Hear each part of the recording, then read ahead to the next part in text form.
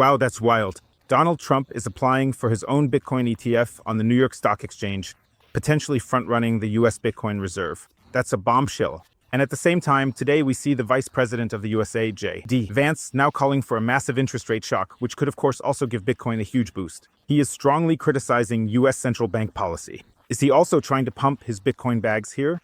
We all know that liquidity, the M2 money supply, is very strongly correlated with the Bitcoin price. We've got MasterCard making a massive Bitcoin turnaround, and now there are only a few hours left until the Bitcoin Policy Summit starts today. Cynthia Lummis is supposed to discuss her idea here to buy 1 million Bitcoin for the USA. That could be a major event. Major players are invited here, Bahians and many others.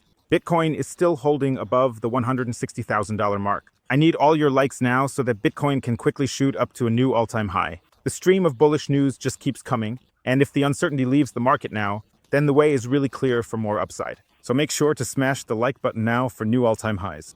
If you haven't subscribed yet, hit that subscribe button for me. Binance founder CZ says it too. Hey, if you sold the dip, you need to follow the right people who have the right mindset here. It's really, really important to surround yourself with the right people here. Surround yourselves with Bitcoiners, friends, go to a meetup sometime.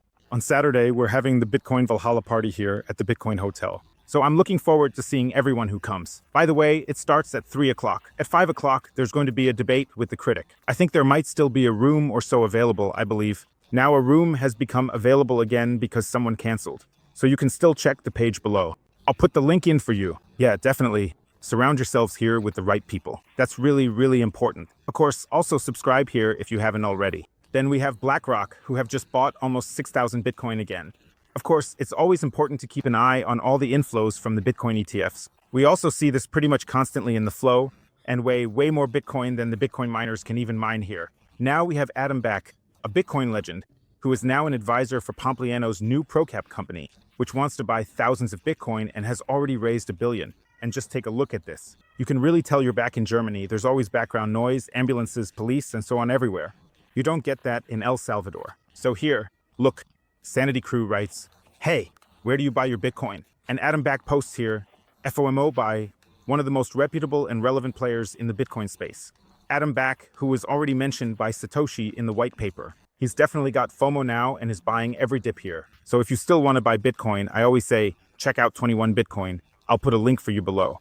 With 21 Bitcoin, you can buy Bitcoin easily, safely, and simply. With the code Bitcoin Hotel, you can still get up to 20% off the fees when buying Bitcoin, but only for a limited time. Definitely check it out if you want to make some FOMO buys too. And today we also have the Bitcoin Policy Institute here, which is hosting an event in Washington.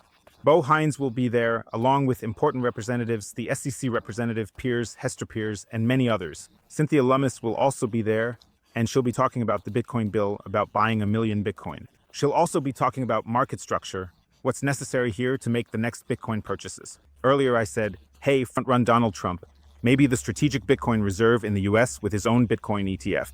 We're going to take a look at that right now.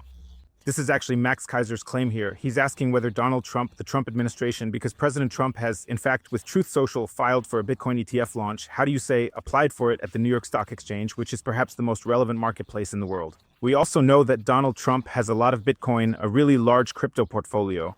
I mean, I don't want to accuse him of front-running or anything like that, but there are always people who say, okay, this all seems a bit fishy. First, he fills his own pockets, and then at some point, he gets the strategic Bitcoin reserve approved. They're basically accusing him of intentionally delaying the whole thing a bit, because that way he can push his own bags even harder, fill his bags even more. In other words, buy more Bitcoin before he starts having the US buy Bitcoin, but I don't know. I mean, Donald Trump also has other things going on at the moment. There are so many things happening around the world right now. He doesn't just have to look after Bitcoin, he also has to look after the US. I think it's kind of like in El Salvador, when people accuse Bukele or whoever of not going even harder on Bitcoin. I mean, a president obviously has other things to do than just pumping Bitcoin all the time. By the way, Donald Trump's ETF is supposed to be a multi-ETF, so 75% Bitcoin and 25% Ethereum. So this is definitely not a Bitcoin maxi approach, but rather some kind of general crypto approach he's taking here. And what I also found really, really wild was the story here. Here we see the Vice President, J.D. Vance, who is now openly criticizing Jerome Powell and, of course, also indirectly helping to pump the Bitcoin price because he is simply calling for interest rate cuts here. He says here, hey, I'd really like to hear some arguments as to why Powell cut interest rates by 50 points right before the election, but now can't lower them when inflation is lower. And regardless of whether he wants to pump his Bitcoin bags or not, that's definitely a justified question. I mean, the Fed did an emergency rate cut here, even a 50 basis point cut back then. That kind of thing was really only done during the dot-com bubble and the corona period. So basically, whenever there was a crisis, they made such drastic rate cuts. Except here, right before the Biden election, when the Fed stepped in and made another drastic rate cut. And they do that simply to stimulate the economy. And if the sitting president can say, okay, I have a strong economy now, then of course that's a very, very good argument for him. And if the economy is bad, then of course that's a bad argument for the incumbent and a good argument for the potential new president. So in that case, it was Donald Trump. That's why the interest rate decision definitely played into Jerome Powell's hands, and maybe he did act against Donald Trump's policies there. You always have to keep that in mind, too. It's no secret anymore that Jerome Powell is clearly a Donald Trump hater and really isn't well disposed toward him. And it would also have the side effect if interest rates go down here, basically. What JD Vance is demanding here, what Donald Trump is demanding now, is of course that Bitcoin gets pumped, but in reality, the entire markets would get pumped. Yeah, gold would get pumped, real estate would get pumped, stocks would get pumped. We could end up back in a risk-on sentiment again. But like I said, now it's not just Donald Trump who sees this very, very critically. Now we also have JD Vance. And the pressure on Jerome Powell keeps getting higher and higher, but he still seems to be holding his ground here. What I also found to be a wild story was this from MasterCard, who have just announced a partnership that will enable 3 billion users to access Bitcoin and crypto. Well, yes, of course you can always look at all of this critically. MasterCard is, of course, also a fiat-based system, but if a huge number of people are on board through MasterCard and can use Bitcoin here, can place Bitcoin in the background, or even buy Bitcoin or whatever, then that's something. I don't know exactly what this cooperation is all about. I just saw it right now. I still need to take a closer look at it. You can write it down below if you know exactly what it's all about. But I always find it really, really exciting that more and more traditional players, whether it's banks or payment providers, are getting involved. We've also seen now that Stripe, Shopify, and so on are all opening up to Bitcoin. Because back in the day, I remember it was always really complicated if you wanted to integrate Bitcoin on any platform. You always had to come up with really complicated solutions, and you couldn't offer Bitcoin payments, so you had to find some workaround, and then it wouldn't work or it was buggy. Then people would complain again and say, oh, Bitcoin has failed again. But it was simply the interfaces, the APIs, and a lot of other things that were missing. And now all of that comes natively and by default, like how MasterCard has integrated Bitcoin or Shopify or, Stripe and many others. And of course, all the big relevant banks too, JP Morgan, BNY Mellon, and we could go through the whole list now. I just found another interesting clip here from Nico Jlich. You should definitely check him out and consider subscribing. He really does a top-notch Bitcoin podcast. Yesterday, he talked about the Bitcoin and Crypto Policy Institute, or rather, the Bitcoin Policy Institute, which is holding a conference today in Washington, where Cynthia Lummis and many others are speaking. And there was a guest on Nico Jlich's show who is part of the Bitcoin Policy Institute and who shares some really fascinating insights about why this is so relevant and, why some big things could actually happen today and tomorrow. Let's take a quick look. What brings you to Washington? So, I'm here for the Bitcoin Policy Summit. It's a full-day conference in Washington, and we have a lot of politicians. We have entrepreneurs, and we have professional policy staff like myself. And we're in Washington.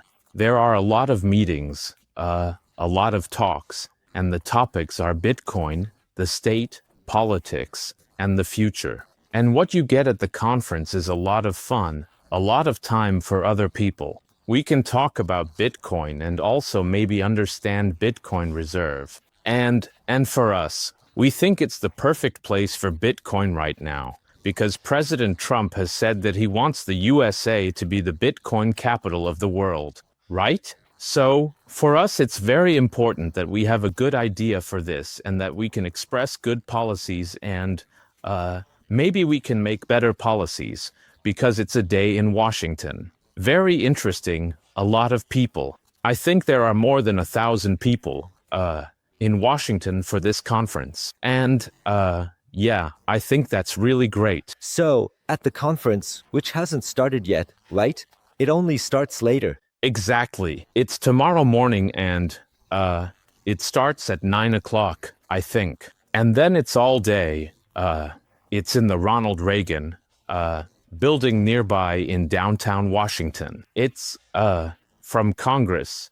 It's maybe only 5 minutes away. It's really in the central hub of activity here in Washington. So, and now there are people like Bo Hines, the executive director, the man responsible for Bitcoin and crypto at the White House. Then there's Hester Pierce from the SEC. Senator Blackburn, Congressman Torres, Alex Gladstein is there from the, Human Rights Foundation, but above all, a certain Michael Ellis, Deputy Director of the CIA. Yael, should we be worried now? No, not really. What's interesting here is that we really have the hope for a speech about state policy, about power, and what the USA wants to do with Bitcoin. So with the CIA, it's been a long time, maybe 10 years, that there have been a lot of people in the CIA who are interested in Bitcoin.